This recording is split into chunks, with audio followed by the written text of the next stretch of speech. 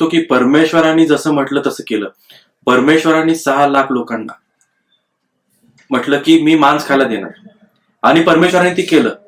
आपण या ठिकाणी बघतो की परमेश्वरांनी त्यांना मांस खायला दिलं.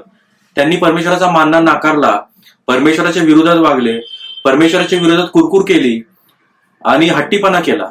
पण ज्या वेळेस आपण हट्टीपणाने परमेश्वराकडनं काहीतरी मिळवतो, त्यावेळेस त्या हट्टीपणामुळं आपण आपलं मरण ओढून घेतो.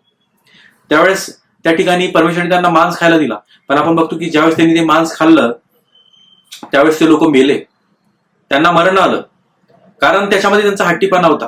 आपण हट्टीपणा करून जर परमेश्वराला म्हणतो की नाही मला हेच पाहिजे, कारण परमेश्वर त्याच्यापेक्षा काहीतरी अधिक देणार आहे आपल्याला, त्याच्यापेक्षा बेस्ट देणार आहे. भले आजपर्यंत आपल्याला काही भेटलं नसेल, इतरांना तुमच्यासमोर खूप काही गोष्टी भेटल्या असतील, पण ज्यावेळेस आपण ती गोष्टी प्राप्त करतो हट्टीपणाने, त्यावेळेस त्याच्यामुळं आपल्या जीवनामध्ये समस्या, त्रास, संकट, मरण, आजार हे गोष्टी आपण ओढून घेतो. अनेक प्रकारची समस्या, आजार, श्राप आपल्या जीवनामध्ये येतात. देवाच्या विरोधात हट्टीपणाने जर आपण एखादी गोष्ट मिळवतो तर आपल्या जीवनामध्ये अनेक समस्या येतात. भरपूर काही गोष्टी आशीर्वाद आपल्याला दिसत असतील इतरांना भेटलेले, आपण म्हणतो की परमेश्वराला आपण कुरकुर करतो, मला का नाही. पण परमेश्वराने तुमच्यासाठी जर राखून ठेवलंय ते त्यांच्यापेक्षा बेस्ट आहे. Amen. Praise the Lord.